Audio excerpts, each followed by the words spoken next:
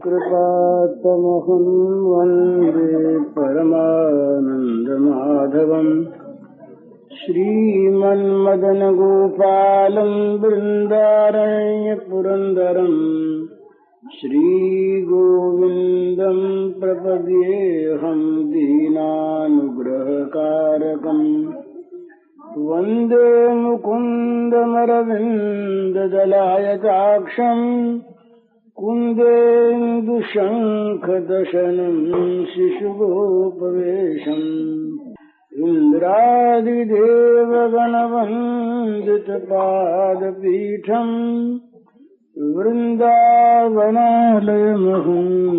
वसुदेवसूनुम् नवजलधरवर्णं चम्पकोद्भासिकर्णम् विकसितनलिनास्यं विस्फुरन्मन्दहास्यम् कनकरुचिदुकूलम् चारुबर्हावचूलम्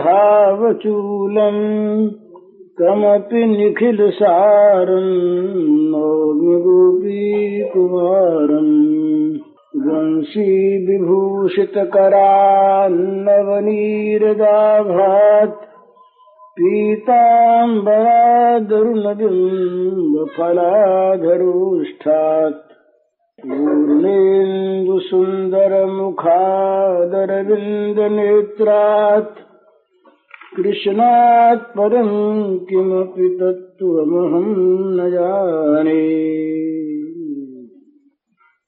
जगत सृष्टा ब्रह्मा जी भगवान नंद नंदन ब्रजेंद्र कुमार श्याम सुंदर का स्तवन कर रहे हैं और उन्होंने भगवान की इस बाल लीला बिहारी मधुरतम रूप की वंदना की और उसी का वर्णन किया।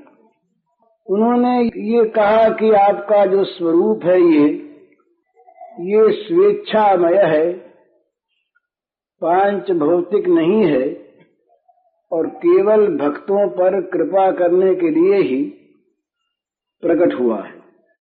इसके बाद ब्रह्मा जी कहते हैं, ज्ञाने प्रयासमुदपास्य नमन्तेव जीवन्ति सन्मुखरितां भवदीयवार्ताम् स्थाने स्थिताः श्रुतिगतां तनुवाङ्मनोभिर् ये प्रायशो जितजितोऽप्यसितैस्त्रलोक्याम् श्रेयःश्रुतिं भक्तिमुदस्य ते विभो क्लिश्यन्ति ये केवलबोधलब्धये तेषामसौ क्लेशलये वसिष्यते नान्यद्यथा स्थूलतुषावघातिनाम् पुरेह भूमन् बहवोऽपि योगिनस्त्वदर्पितेह निजकर्मलब्धया विबुध्य भक्त्यैव कथोपरीतया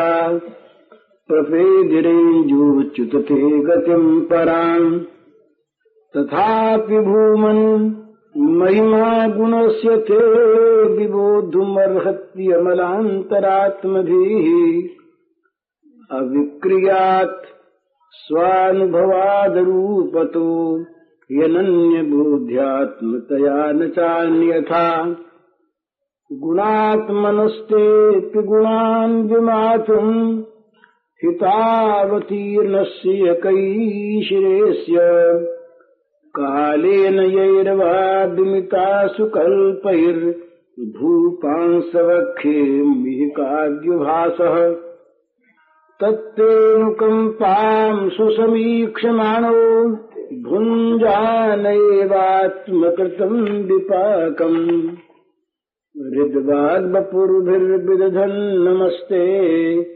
जीवेत यो मुक्तिपदे सदाय भाक्। कहते हैं ब्रह्मा जी महाराज के भगवान आप अजित हैं। अजित का अर्थ है किसी भी साधन से कोई आपको वश में कर ले, आप पर विजय प्राप्त कर ले, ऐसे आप नहीं हैं। सर्व साधन इरपि वशी कर तुम अशक्य। किसी भी साधन के बल से आपको कोई जीत ले, आप पर विजय प्राप्त कर ले, वश में कर ले, ऐसे आप नहीं, आप अजित हैं।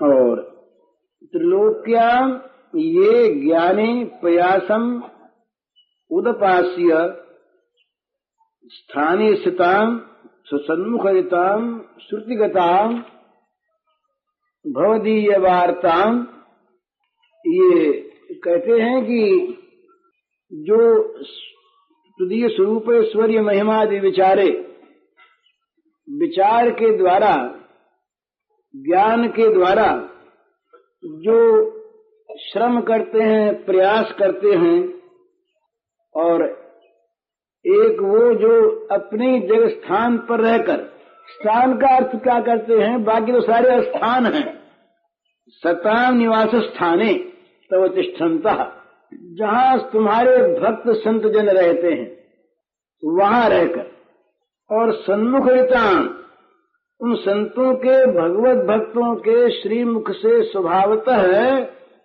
उच्चरित हुए, निकले हुए वो सहज शब्दों को उनके पास रहने से ही अपने आप जो सुनाई पड़ते हैं, उन भवदीय वार्ताम भवता भक्तानां चरित्र कथाम तम वांग मनोभिः, आपके और आपके भक्तों के चरित्रों को जो तन मन लगाकर, बुद्धि लगाकर और सत्कुर्वन्त इति, जीवन वैसा ही बनाकर प्राणान धारयति, जो जीवित रहते हैं वे आपको जीत सकते हैं।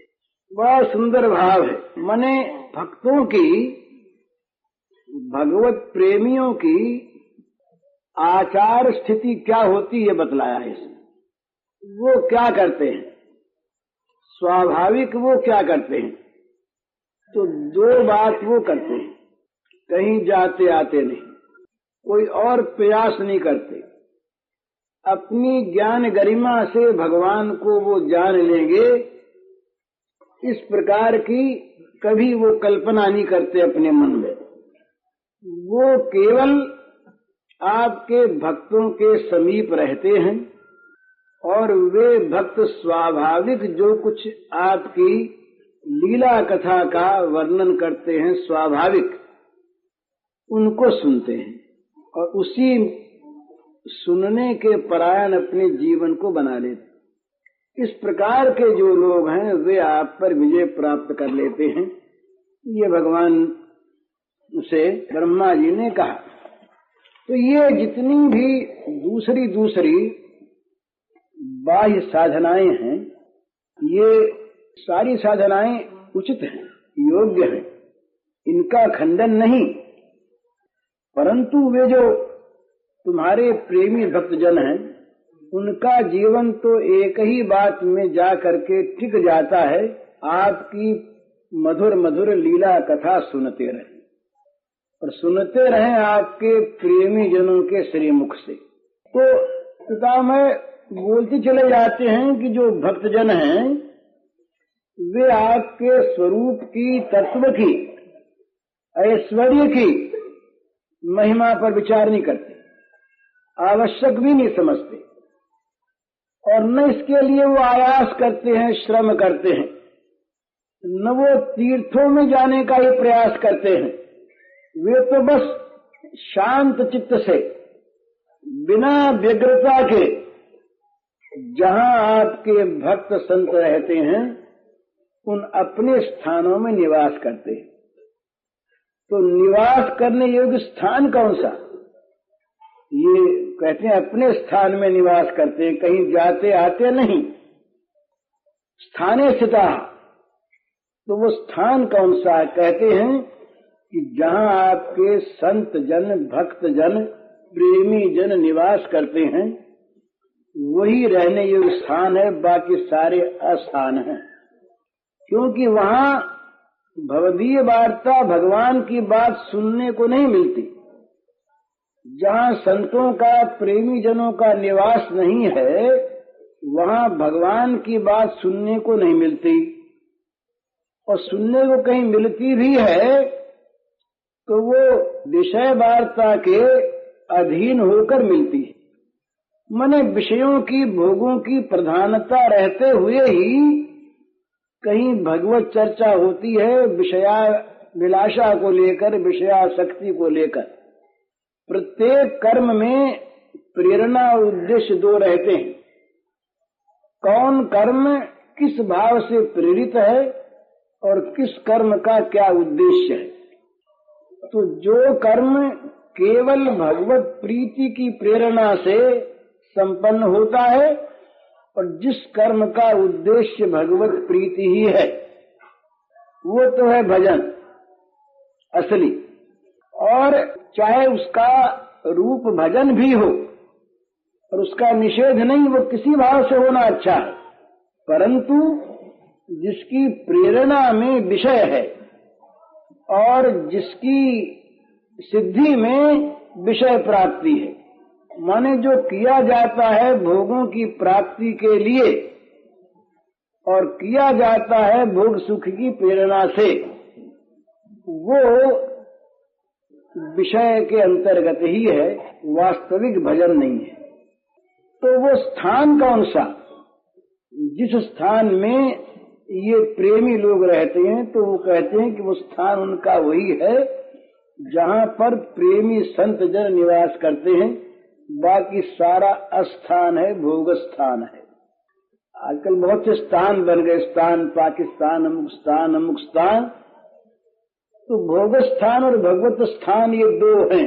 एक जहाँ पर पुरुष प्रकृतिस्थ होकर के रहता है और एक जहाँ पर वो भगवान के चरणों में स्थित हो जाता है, भगवत चरणस्थ हो जाता है। तो जहाँ पर भगवान के चरणों में स्थान मिले, इस प्रकार की प्रेरणा मिलती हो, वो स्थान तो स्थान, और बाकी सारी स्थितियां, तो सारे स्थान अस्थान। तो कहते हैं कि वे जो प्रेमी जन हैं, वे क्या करते हैं कि वो अपने स्थान पर ही वो रहते हैं, कहीं जाते आते नहीं। स्थान का अर्थ विचार भी है, अपने भाव में ही वो निरंतर संलग्न रहते हैं, उसमें कहीं भाव में व्यभिचार नहीं होता उनके। तो वो क्या करते हैं, वो करते हैं यही एक काम कि आपके भक्तों के द्वारा, प्रेमियों के द्वारा, संतों के द्वारा जो आपके नाम रूप गुण लीला इत्यादि का गान होता है, जो वार्ता होती है, कथा होती है, बस उसी को सुनने में वे लगे रहते। दूसरी चीज उन्हें सुहाते नहीं, न जगत की चर्चा, न जगत का और कोई विषय, न जगत का और कोई काम। वो बस लीला कथा भगवान की मधुर मधुर, भक्तों के मधुर मधुर चरित्र, उनके नाम गुण, यही सुनते रहें। बस यही एकमात्र उनका जीवन बन जाता है और उसमें उनकी बड़ी निष्ठा हो जाती है। वो शरीर से, मन से, वाणी से, तीनों के द्वारा वो आपकी चर्चा को ही जीवन का प्रधान सार मान लेते हैं और बना लेते हैं। वो किसी चीज की परवाह नहीं करते हो। भगवान का गुणगान श्रवण करने को मिले भक्तों के द्वारा, संतों के द्वारा, इसके परे कोई लाभ वो नहीं मानते।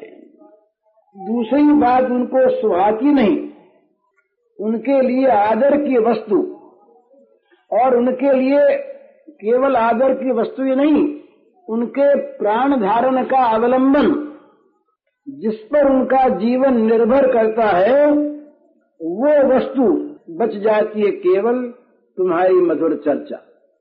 भगवान की मधुर चर्चा श्रवण के सिवा उनके जीवन का और कोई अवलंबन नहीं। ये संतों की जो चर्या है वो यही है। वो परस्पर में जब बैठते हैं तो भगवान की बात करते हैं, वो कहते हैं तो भगवान की बात कहते हैं, वो सुनते हैं तो भगवान की बात सुनते हैं। माने भगवत चर्चा, भगवत लीला कथा, भगवान के नाम गुणगान, ये उनके जीवन के सार सर्वस्व बन जाते हैं और फिर इसमें उनको परिश्रम नहीं करना पड़ता। ये परम सौभाग्य जो है ये परम सौभाग्य है वाला जिन लोगों को विषय वार्ता सुनने का अवसर मिलता है। बहुत सच पूछिए तो वो मंदभागी हैं, जो दुनिया के कलुष को, कालिमा को, गंदगी को, कूड़े करकट को, मलों को अंदर भरते रहते हैं और भरते रहने को बाध्य होते हैं। वे बेचारे मंदभागी क्या करें, उनको वही सुनने को मिलता है और फिर उसमें उनकी रसानुभूति हो जाती है। ये बड़ा मंदभाग्य जब मनुष्य की पर चर्चा, पर निंदा, दोष चिंता, पर दोष ये देखने में और सुनने में जिनका मन लगने लगता है वो वास्तव में बड़े अभागे हैं। माने मानव जीवन का जो असली उद्देश्य है उससे वो च्युत हो गए। तो वो इसीलिए वो ग्राम्य कथा, जगत वार्ता, विषय वार्ता सुनते हैं बड़े चाव के साथ, पर जिनके सौभाग्य का उदय होता है, जो वास्तव में भाग्यवान होते हैं, उनको भगवान की लीला कथा श्रवण का सौभाग्य प्राप्त रहता। क्यों रहता है प्राप्त? इसमें एक बड़ी विशेष चीज है, वो इसलिए रहता है कि वो संतों के दरवाजों पर पड़े रहते हैं। तो वो संत जो हैं ये व्यर्थ चर्चा नहीं करते, अनृत के भय से, इंद्रियों की चंचलता और बहिर्मुखता के डर से और दूसरी सारी बातों के करने से मन में जगत आ जाएगा, इसलिए भी वे संत मौन रहते हैं। वे संत जो हैं सदा मौन रहते हैं, जगत चर्चा के विषय में गूंगे रहते हैं। परंतु भगवत चर्चा, भगवान के लीला गुण, नाम गुण इत्यादि का कीर्तन, ये तो उनका जीवन रहता है, इसके बिना वो रह नहीं सकते। तो इसलिए उनके पास रहने वालों को भगवत चर्चा का श्रवण सुलभ रहता है, अपने आप कोई प्रयास नहीं करना पड़ता। तो इसलिए फिर जीवन का प्रत्येक क्षण उनका बीतता है भगवत चर्चा में। और फिर ये कहते हैं यहाँ पर कि भाई जो संतों के समीप भी रहे और फिर भी वो ग्राम्य चर्चा में रस ले और संतों के सामने भी ग्राम्य चर्चा ही करना चाहे और उन लोगों से भी वो लौकिक बात में ही उनका समय ले, वे भी मंदभागी, क्योंकि वे जो कुछ उन्हें मिल सकता था संतों के पास, प्रेमियों के पास, उसके समीप रह करके भी वो वंचित रह जाते हैं। जो लाभ प्राप्त हो गया स्वाभाविक, उस लाभ को भी वो छोड़ देते हैं अपने स्वभाववश। तो संतों के पास रहे और संतों के पास रह करके भी निरंतर इसी भाव से रहे और ऐसी इच्छा रखे, प्रयत्न करे कि जिसमें जगत की वार्ता कहीं भी आवे नहीं। बोले भाई वो संतों को चाहिए कि वो न करें ऐसा काम। तो कहते हैं कि संत जो हैं वो नहीं करते, वो तो मौन रहते हैं। पर उन संतों में एक बड़ी भारी स्वाभाविक वृत्ति रहती है, वो किसी के जी को दुखाना नहीं चाहते। इसलिए जो जगत की बात करना चाहता है, उस जगत की बात करने वाले को भी दुख न हो जाए, इसलिए उसका भी वो निषेध नहीं करते। उत्साहित नहीं करते पर निषेध नहीं करते, प्रकारांतर से धीरे धीरे उसको समझाना चाहते हैं, पर उसको डांट कर रोकते नहीं प्रेमी संत। इसलिए स्वाभाविक ही जिसकी इच्छा संतों के पास जा करके भी, रह करके भी जगत में ही रहने की रहती है, उसको देर से लाभ होता है। ये परसों में गया स्वामी जी के पास, तो स्वामी जी कहने लगे किसी का जी नहीं दुखाना। बोले जगत की बात भी कोई करे तो सुन लेना चाहिए, निषेध नहीं करना चाहिए कि जिससे उसका जी दुख जाए। तो यद्यपि कोई विषपान करता हो तो विषपान करने वाले को रोक देना, हाथ पकड़ के रोक देना भी कोई दोष की बात नहीं है।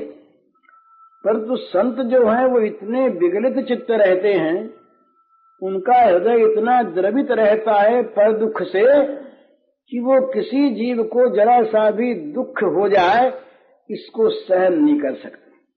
इसलिए संतों के पास, महात्माओं के पास रहने वालों को ये ख्याल रखना चाहिए कि जहां तक बने अपने आप को विषयों से बचावे और संतों के सामने, प्रेमियों के सामने जहां तक बने संसार की बात न करे।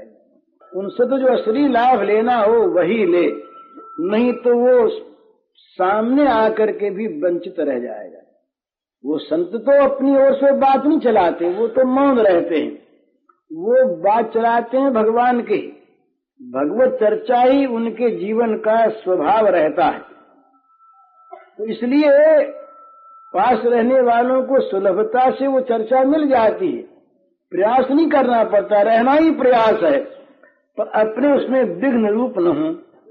तो कहते हैं महाराज, ब्रह्मा जी कहते हैं कि ये हमने जान लिया कि आपको अगर वश में करने की कोई साधना है, कोई उपाय है, तो बस यही है कि जो लोग आपकी लीला कथा श्रवण करने के परायण हैं, वे कोई साधन भी न करके आपको वश में कर लेते हैं।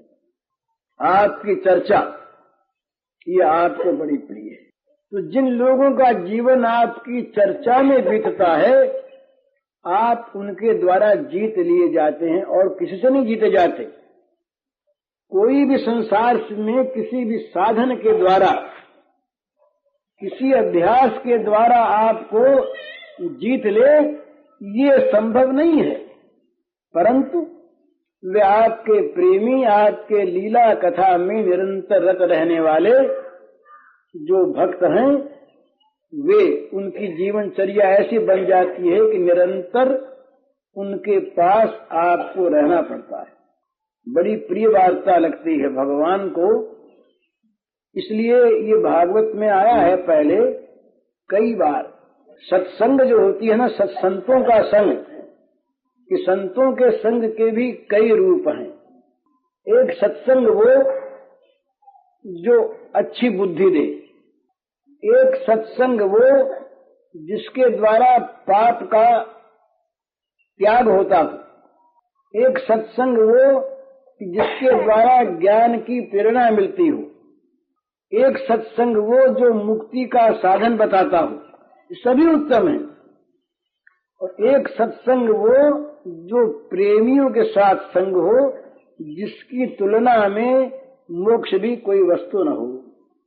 तुलयाम लवेनापि न स्वर्गम न पुनर्भवम भगवत संग संगस्य मर्त्याना किमुपाशिष। ये भागवत में इस प्रकार के श्लोक कुछ पाठ भेद से कई जगह आए। तो वो कहते हैं कि तुलयाम लवेनापि, एक लव मात्र के समय का तो मिल जाए किसी प्रेमी का संग, और उससे कहा जाए कि तुम इस प्रेमी के संग को छोड़ दो क्षण मात्र का, इसमें कौन सी बात है? तुम बदले में ये सारे संसार का राज्य ले लो, भोग ले लो। बोले नहीं चाहिए। अच्छा स्वर्ग ले लो। बोले ना। तो बोले अच्छा मोक्ष ले लो, अपुनर्भव। वो कहता है कि इस मोक्ष की उसके साथ तुलना ही नहीं होती। तुलयाम लवेनापि न स्वर्गम न पुनर्भवम भगवत संग संगस्य। ये भगवत संगी माने जिसका चित्त भगवान में अनुरक्त है, भगवान में जिसका चित्त आसक्त है, रागान्वित है, जो भगवान का संग करता है निरंतर, इस प्रकार का जो प्रेमी जन है, उस प्रेमी जन के लवमात्र के समय के संग के साथ मोक्ष की भी तुलना नहीं होती, स्वर्ग की तो होती नहीं, और संसार के भोग तो फिर चीज ही कौन है, उनकी तो कोई गिनती नहीं, उनकी तरफ तो ध्यान ही नहीं। परंतु जो सत्संग का भी फल भोग ही मानते हैं और सत्संग से भी जो भोग ही प्राप्त करना चाहते हैं, वो अभागे हैं, क्योंकि वे जिस सत्संग में भगवान का दुर्लभत्व सुलभ हो जाता है। भगवान स्वयं जहाँ आ करके रहने को बाध्य हो जाते हैं, उस महान सत्संग से भगवान को हटाकर भोगों को बैठा देना, ये भगवान का तिरस्कार करना है। तो कहते हैं कि भगवान को ये प्रेमियों का सत्संग बड़ा प्रिय है। भगवान और जगह बुलाने पर नहीं जाते, प्रार्थना करने पर नहीं जाते, पर प्रेमियों के निकट बिना बुलाए चले जाते हैं। जहाँ प्रेम चर्चा करने वाले लोग बैठते हैं, वहाँ भगवान चुपके से जाकर सुनने लगते हैं। बड़ा रस भगवान को आता है। इसलिए अजित भगवान भी उनके द्वारा जीत लिए जाते। इसमें कारण क्या है? इसमें कारण है उन लोगों की भगवान के चरणों में प्रीति, भक्ति। तो ब्रह्मा जी फिर कहते हैं, श्रेयस्वृतिम भक्ति मुदस्यते विभो क्लिश्यन्ति ये केवल बोध लब्धये तेषामसौ क्लेशरेव शिष्यते नान्य यथा स्थूल तुषावघातना। भगवान की इस रस प्रीति को, भक्ति को छोड़कर जो केवल बोध के लिए प्रयास करना है, वो तो मानो ऐसा है कि धान को निकाल कर जो तुष बचे रहते हैं उनको कूटना। परिश्रम होता है, उससे गर्द उड़ करके आसपास बैठे हुए लोगों के भी आंखों को खराब करती है तुष। तो ब्रह्मा जी को यह स्पष्ट दिख गया कि ये भगवान के लीला गुणादि श्रवण रूप भक्ति का आश्रय किए बिना ये ज्ञान चाहने वालों को ज्ञान भी नहीं मिलता। ज्ञान की प्राप्ति के लिए भी इस साधन भक्ति की आवश्यकता है, नहीं तो ज्ञानाभिमान होगा, ज्ञान नहीं होगा। ज्ञानाभिमान में और ज्ञान में बड़ा अंतर है। ज्ञान कैसे मिलता है, ये आगे इसी ब्रह्मा जी भगवान के निर्विशेष स्वरूप की दुर्लभता में कुछ सुलभता बताते हुए कहेंगे ज्ञान किस वस्तु का नाम है, निर्विशेष स्वरूप क्या है। लेकिन भगवान के चरणों की प्रीति किए बिना, उपासना के बिना ज्ञान की प्राप्ति भी नहीं होती, ज्ञानाभिमान मिलता है। जी ज्ञान मान विमत्त तब भव हरनि भक्ति न आदरी ते पाय सुर दुर्लभ पदादपि परत हम देखत हरि विश्वास करि सब आस परिहरि दास तब जे होई रहे जप नाम तब दुनु श्रम तरहि भवनाथ सो समरामी। ये भी वेद स्तुति है। तो भगवान के पवित्र चारु चरण प्रांत में अपने भाव पुष्पों को समर्पित किए बिना जो लोग भगवान के स्वरूप तत्व का ज्ञान चाहते हैं, वे भी निराशयी होते हैं। क्योंकि वो ज्ञान जो है ये किसी साधन से नहीं मिलता, वो ज्ञान भी उन्हीं को मिलता है जहाँ पर वो ज्ञान स्वरूप भगवान प्रकट हो जाते। तो इस भक्ति के अभाव में ब्रह्मा जी ने सोच लिया कि न तो अभ्युदय संभव है, न अपवर्ग की सिद्धि संभव है, न किसी प्रकार के कल्याण का उदय होता है। ये तो सबका मूल स्रोत जो है ये भगवत चरणारविंद की भक्ति है। तो जब मूल कोई जड़ को उखाड़ ले और कहे में फल मिल जाए, तो फल नहीं मिलता। तो यूँ कहते हैं कि आपके मंगलमय जो भगवान के नाम हैं, ये जिनको प्यारे नहीं लगते, जो बहुत विचाराभिमानी होते हैं ना, विचाराभिमानी लोग, जिनको विचार का गर्व होता है, विचार का मद होता है, विचार का बड़ा मद होता है। हम बड़े विवेकशील हैं, बड़े बुद्धिमान हैं, हमारे समान विचारक कौन है। ये विचार का अभिमान जहाँ होता है वहाँ दूसरे के विचार तो तुच्छ हो ही जाते हैं। और ये जो भगवान की भक्ति है ये भी उसके सामने वो कहता है हम तो विचारशील हैं, ये तो भावुकों की चीज है। भावुकों का अर्थ वो बड़ी तुच्छ भाषा में, तुच्छ भाव में देखते हैं कि जो खाली भाव में बहते हैं, कुछ तत्व की तरफ नहीं जाते, असली चीज उनके पास नहीं। प्रवाह में बहने वाले जो लोग हैं मूर्ख है, दूसरे शब्दों में मूर्ख है। भावुक का अर्थ बड़ा अंतर रखता है। प्रेमियों की दृष्टि में भावुक का अर्थ है प्रेमी, भगवत प्रेममय जिसका जीवन वो, और विचाराभिमानियों की भाषा में दृष्टि में उसका अर्थ है मूर्ख। तो जो इस प्रकार के विचाराभिमानी होते हैं वे न तो भगवान के मंगलमय नाम पीयूष का आस्वादन करते हैं, वे नामामृत से वंचित रहते हैं। बोले नाम क्यों लें, हम क्यों नाम लें, जरूरत क्या है। और न वे ये भगवान के अनिंद सुंदर जो मधुराति मधुर स्वरूप सौंदर्य है इसकी चर्चा ही कभी उनको आकर्षित कर। वो तो देखते हैं कि ये शरीर की चर्चा, अरे वो सांवरा था कि गोरा था, क्या था, कभी हुआ होगा नहीं हुआ होगा, कवियों की कल्पना होगी और न मालूम क्या होगा।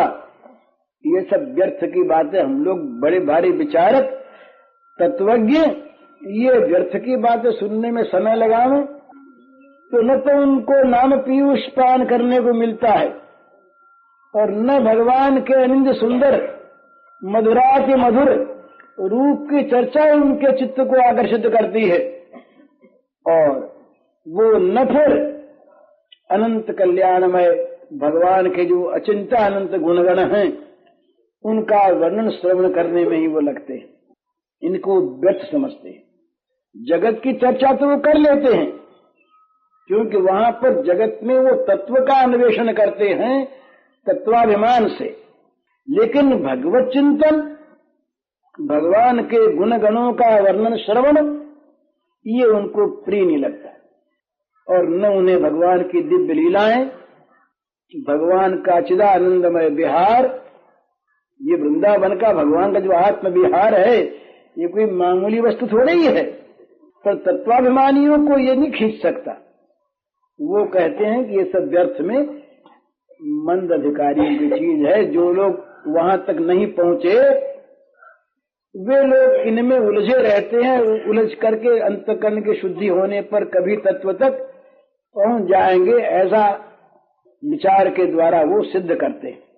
तो ब्रह्मा जी कहते हैं कि न तो उनको आपका नाम अच्छा लगता है, न आपका स्वरूप सौंदर्य उनको खींचता है, और न आपके अनंत जो गुणगण हैं, दिव्य लीलाएं हैं, चिदानंदमय जो आपका स्वानंद विहार है, ये उनके चिंतन की वस्तु होता है। वे अनादर कर देते हैं आपकी रसमयी वार्ताओं का, सरस भावनाओं का। इसलिए ऐसा कहा है कि भाई भगवान के जो गुण गण हैं इनका भी प्रकाश अश्रद्धालु के सामने न करे, क्योंकि वो अश्रद्धालु इसका तिरस्कार करके स्वयं वो नरकगामी होगा, तो उसको बड़ी नरक यंत्रणा भोगनी पड़ेगी। इसलिए उसके सामने ऐसी बात भी नहीं करनी चाहिए जिसमें भगवान का तिरस्कार होता हो। ये नामापराध ने भी एक अपराध माना है। जो नाम नहीं ग्रहण करना चाहते उनको नाम लेने के लिए कहना भी नामापराध माना है।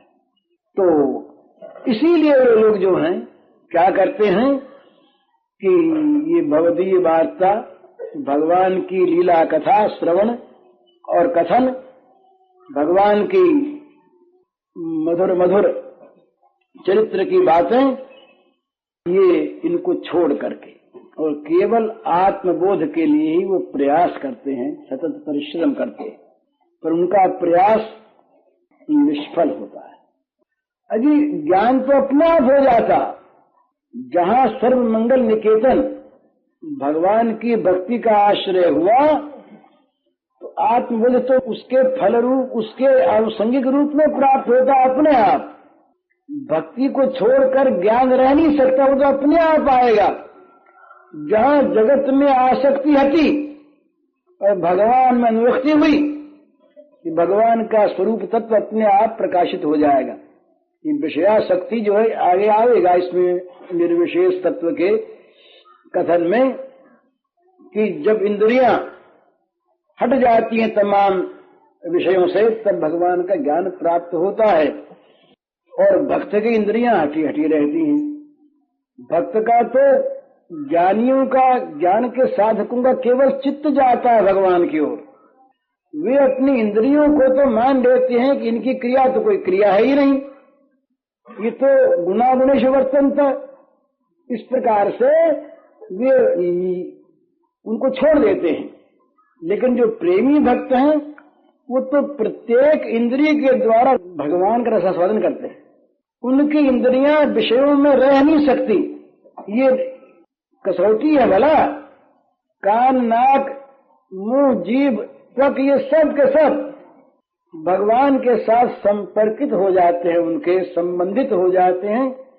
तो इंद्रियां विषयों में जब रहती नहीं और मन में भर जाता है केवल भगवान का अनुराग, तो जगत से विराग अपने आप हो जाता। ये दो पद्धतियां है, एक तो विराग के द्वारा भगवान को प्राप्त करे और एक भगवत अनुराग के द्वारा जगत को हटा दे। तो जहां भगवान का अनुराग हृदय में प्रकट हुआ कि जगत अपने आप हट जाता, रह नहीं पाता, प्रकाश के सामने अंधकार नहीं रह पाता। इसलिए वो ज्ञान तो अपने आप हो जाता है, पर उस भक्ति की ओर न देख करके वे ताकते नहीं उस ओर, वे भक्ति की उपेक्षा करके ज्ञान लाभ के लिए वो अथक परिश्रम करते हैं। तो इससे ज्ञान का आलोक तो उन्हें नहीं मिलता, ज्ञान का प्रकाश उन्हें नहीं मिलता। उन्हें मिलता है अभिमान का अंधकार, मदांधकार उन्हें मिलता है। उनकी बुद्धि ज्ञानालोक से उद्भासित नहीं होती। तो क्या मिलता है? बोले उन्हें मिलता है क्लेश ही क्लेश। क्लेशंति केवल बोध लब्धये।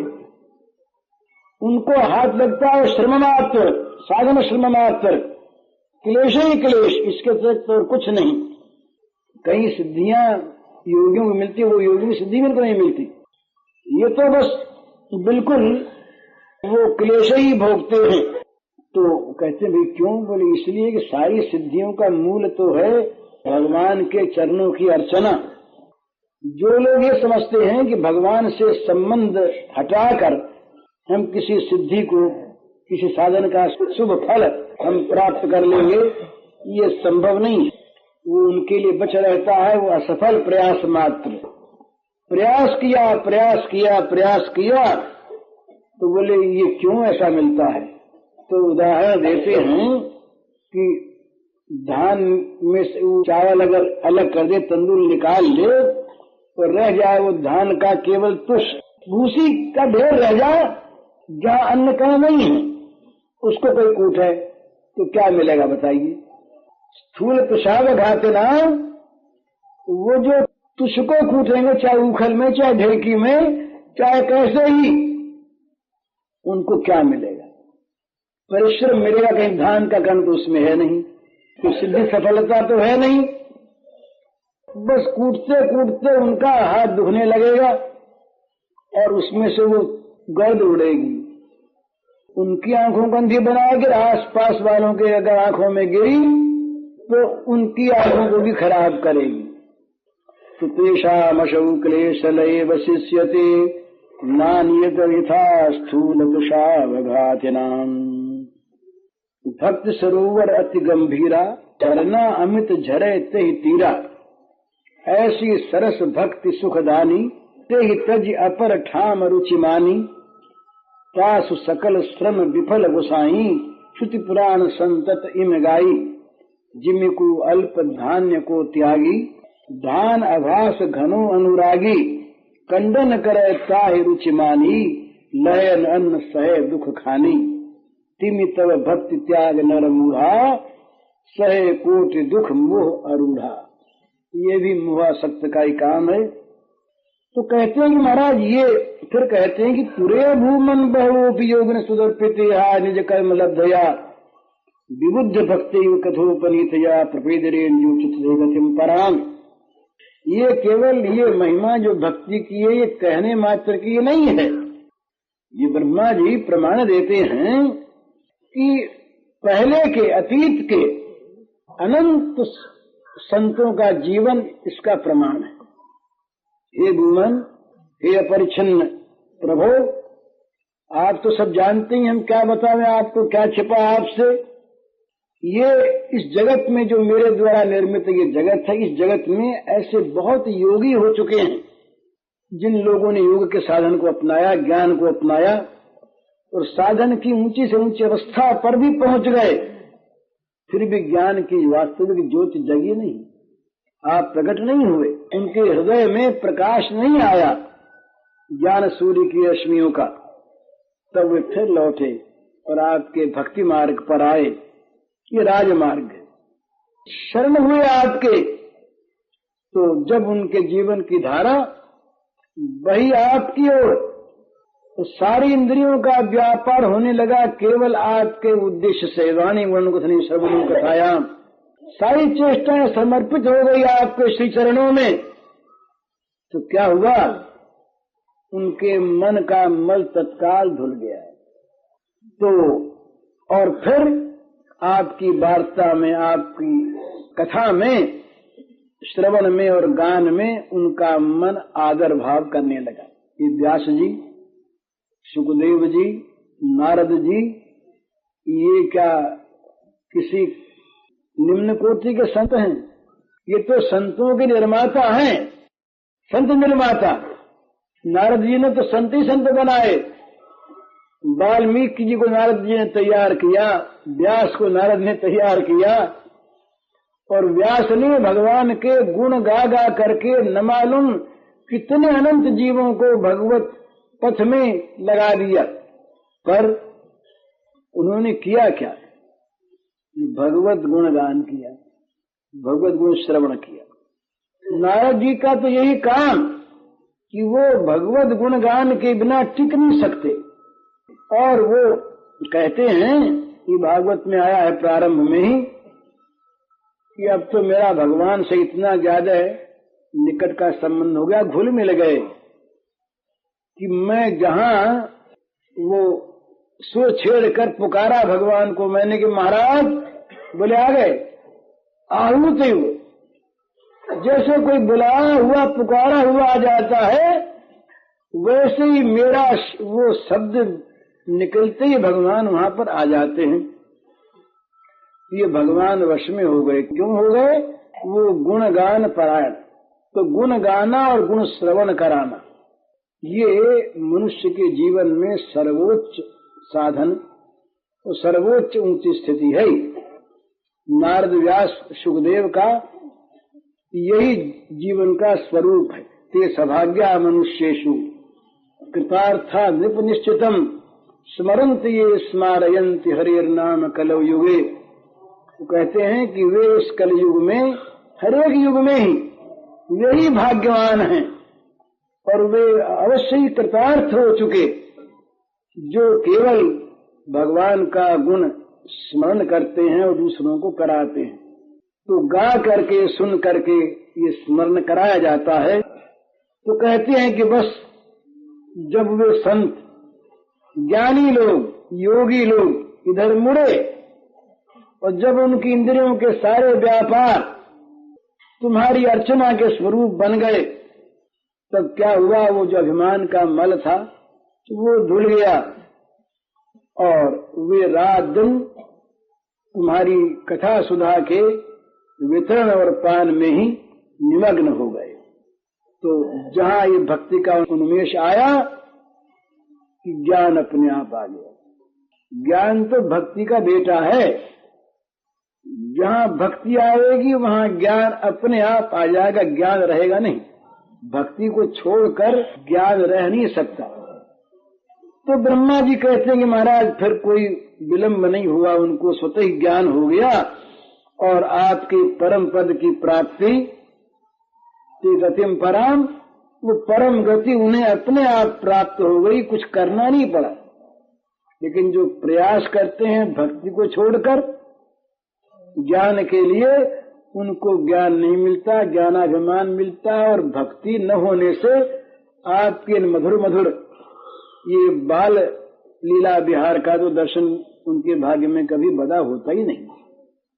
किसी प्रकार से इंद्रियों को रोक करके मन के द्वारा स्वप्रकाश ब्रह्म की धारणा हो गई तो ब्रह्म में स्थिति भले ही हो जाए उनकी, पर ये जो आनंद विहार आपका है, ये लीला विहार जिसको मैं देख रहा, ब्रह्मा जी कहते हैं जिसको मैंने देख के और ये कितना बड़ा आनंद प्राप्त किया, ये छोटे छोटे आपके चरण कमल, और ये आप यूं गायों के पीछे और बछड़ों के पीछे दौड़े जा रहे वन में और सखाओं को खिलाते खाते हंसते हंसाते, ये जो मधुर आपका स्वात्म विहार है, ये तो उनको कभी प्राप्त होगा ही नहीं।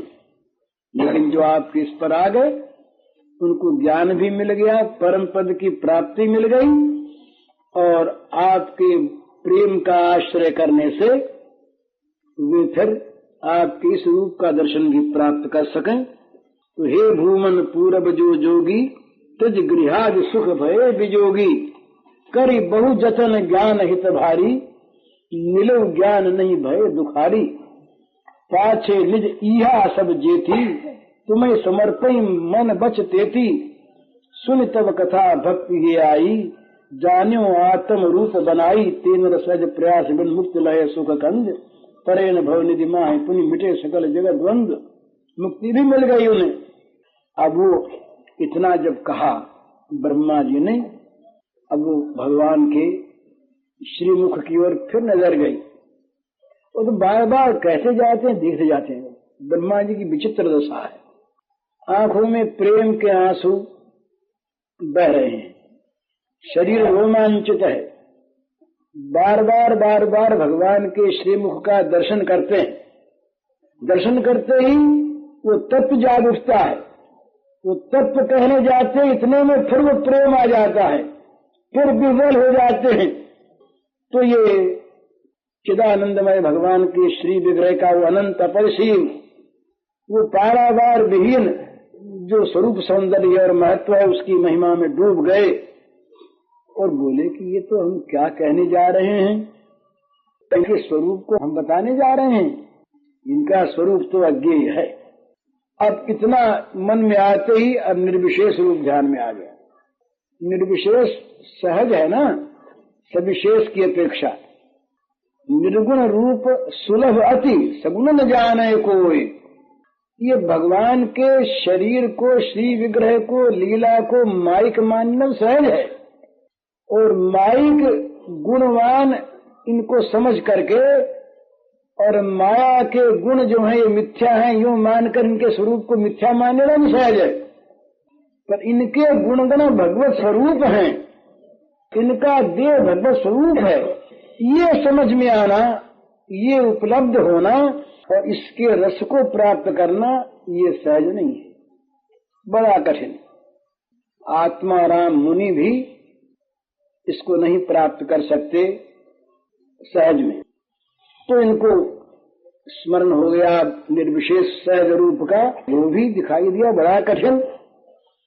तो बोले तथापि भूमन महिमा गुणस्य ते विबोधुमरत्य मलांतरात्मभिः अविक्रियात् स्वानुभवाद रूपतो विनन्य बोध्यात्मतया न चान्यथा। बोले भगवान, ये स्वरूप का आपका ज्ञेय थोड़ी है, कोई जान ले, ये ऐसी बात नहीं। आपके दोनों ही स्वरूप, सविशेष और निर्विशेष, दोनों ही अज्ञेय हैं, दोनों को कोई जान नहीं सकता। तथापि जो आपका निर्विशेष रूप है, ये इंद्रियों का प्रत्याहार करने पर जिन मनुष्यों का चित्त शुद्ध हो जाता है, उसमें प्रतिभात होता है। पर ये चिदाभास से भी अभिव्यक्त होने वाला जो आपका ये निर्विशेष रूप है, ये प्राकृतिक वस्तु के ज्ञान के समान नहीं है। किसी प्राकृतिक वस्तु को हमने देख करके जान लिया, इस प्रकार जानना नहीं है। इंद्रियां जब अंतर्मुखी हो जाती हैं, तो भगवान की जो स्वप्रकाशता शक्ति है, माने ज्ञान किसी को होता नहीं, तत्व किसी को मिलता नहीं, केवल जो अज्ञान की भ्रांति वो मिट जाती है। अज्ञान की भ्रांति मिटने का नाम ही ज्ञान है। ज्ञान तो प्राप्त ही था पहले से, स्वरूप स्थिति तो थी ही, उसकी जो विस्मृति है वो हट जाती है।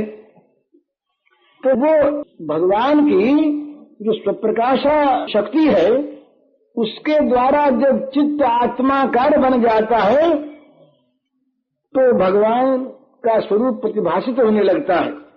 तो जब इंद्रियों का प्रत्याहार हो गया, विषयों से इंद्रियां हट गई, विषयाकारता इंद्रियों की मिट गई, तो ये जो चित्त का विषयाकार न रहना है यही आत्माकारता है। आत्माकारता कोई विशेष वस्तु नहीं है। ये जगदाकार जो हमारा चित्त हो रहा है, ये जगदाकार चित्त जगत को छोड़ दे तो बच रहता है वो आत्माकार, आत्मा बच रहता है। तो ये भगवान का ये स्वप्रकाश शक्ति के द्वारा ही ये ज्ञान होता है। मन इस प्रकार से जिसकी इंद्रियों के मन से और मन से विकार निकल जाते हैं, जिसके मनेन्द्रिय ये विषय संबंध से रहित हो जाते हैं, उस आत्माकार चित्त में निर्विशेष स्वरूप की अभिव्यक्ति अपने आप होती है। इसलिए ये सहज है, बहुत कठिन नहीं, क्योंकि ये तो जहां विषयाकार वृत्ति हटी कि आत्माकार तो है ही। तो इस कारण से ये ज्ञेय तो है इस प्रकार से, परंतु ये लौकिक वस्तुओं की भांति ज्ञेय नहीं। इसलिए आप भूमन अज्ञेय हैं, आप अज्ञेय ही हैं।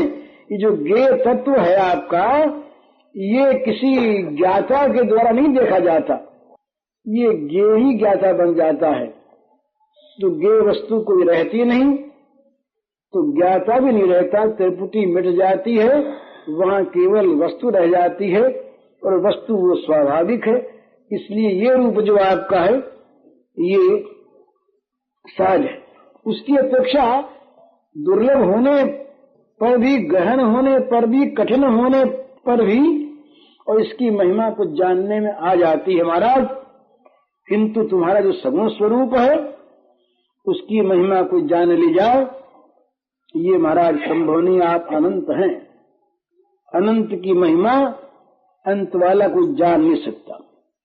अब महाराज ब्रह्मा जी का निर्विशेष जो चित्तवृत्ति का प्रवाह था हटा, फिर भगवान के श्रीमुख की ओर देखा, आंखें छलछला उठी, मन में फिर प्रेम रस की बाढ़ आई और भगवान के सविशेष स्वरूप का वैभव ही मानो फिर बखान करने लगे। बोले महाराज आप जो हैं ये अनंत अपराकृत गुण, वो कल्याण गुणगणों से संपन्न है, अज्ञेय है। पद्म पुराण में आता है, वहाँ शिवजी का और भगवान श्री कृष्ण का संवाद है। अब शिवजी से भगवान ने कहा कि देखो हम निर्गुण हैं और हम निराकार हैं। तो शिवजी ने पूछा महाराज आप तो सामने दिख रहे हैं, निराकार कैसे? और मधुर मधुर मुरली बजा रहे हैं आप और इतना मधुरालाप कर रहे हैं, तो आप निर्गुण कैसे? तो भगवान ने वहां पर बताया कि हम प्राकृत गुणों से रहित हैं। जो प्रकृति के से उत्पन्न 3 गुण हैं, प्रकृति गुण सत्व रजतम, ये हम में नहीं है। तो जिसमें गुण नहीं वो निर्गुण हुआ कि नहीं? और हमारा जो ये बपू है श्री विग्रह, ये बना हुआ नहीं और 5 भौतिक नहीं है। ये 5 भौतिक आकार वाला जो नहीं हुआ वो निराकार हुआ कि नहीं? तो हमारा शरीर ये हमसे अलग नहीं, देह देही वाला भाव नहीं। यहाँ पर हमारे इस शरीर के अंदर एक जीवात्मा अलग है और शरीर अलग है।